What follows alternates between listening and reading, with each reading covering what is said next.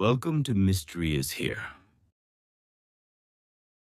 हर साल भाद्रपद मास की अष्टमी को आधी रात मंदिरों में घंटियां बजती हैं, झूले सजते हैं और हर घर में नंद के घर आनंद भयो की गूंज सुनाई देती है।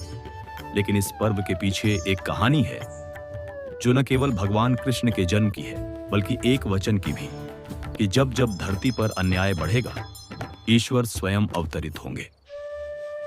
बहुत समय पहले मथुरा नगरी में अत्याचार का अंधेरा छाया था। राजा कंस, जिसने अपनी बहन देवकी की शादी बड़े प्रेम से करवाई थी, एक भविष्यवाणी सुनकर राक्षस बन गया। कंस, तेरी बहन का आठवां पुत्र ही तेरी मृत्यु का कारण बनेगा। तो फिर मैं उस संतन को जम लेने ही नहीं दूंगा। कंस ने देवकी और वसुदेव को मथुरा के कारागार में डाल दिया। एक एक करके उनके पहले 6 पुत्रों को निर्दयता से मार डाला। 7वें गर्भ के समय योगमाया ने बलराम को गोकुल पहुंचा दिया और अब समय था 8वें अवतार का। प्रभु, क्या मैं इस बेटे को भी खो दूंगी? देवकी, स्वयं भगवान हमारे साथ हैं। भाद्रपद की अष्टमी की आधी रात पूरा कारागार सुनहरी रोशनी से भर गया। देवकी की गोद में प्रकट हुए मोर मुकुटधारी नीलवर्ण कमल नयन श्री कृष्ण।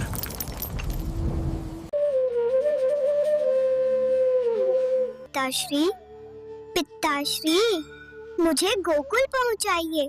यशोदा माता मेरा पालन करेंगी।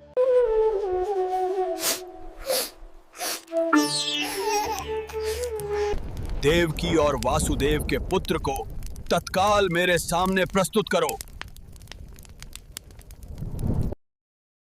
कृष्ण को टोकरी में रख वसुदेव कारागार से निकल पड़े। चमत्कार कि लोहे के दरवाजे अपने आप खुल गए। पहरेदार गहरी नींद में सो गए। आसमान में बादल गरज रहे थे। यमुना उफान पर थी, लेकिन जैसे ही नन्हे कृष्ण के चरण जल को छुए, यमुना ने मार्ग बना दिया।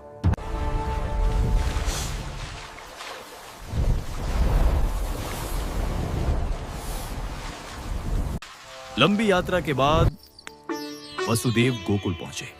नंद बाबा के घर यशोदा माता गहरी नींद में थी।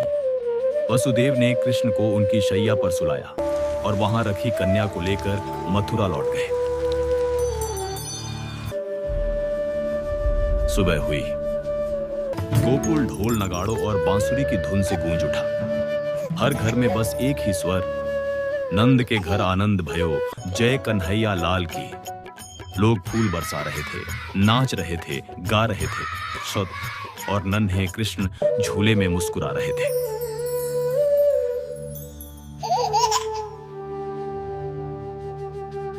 इस तरह वह रात जब धरती रुक सी गई थी, हमेशा के लिए जन्माष्टमी के नाम से अमर हो गई। कृष्ण की लीला हमें यह सिखाती है, जब अन्याय अपने चरम पर हो तो धर्म की स्थापना के लिए ईश्वर भी अवतरित होते हैं।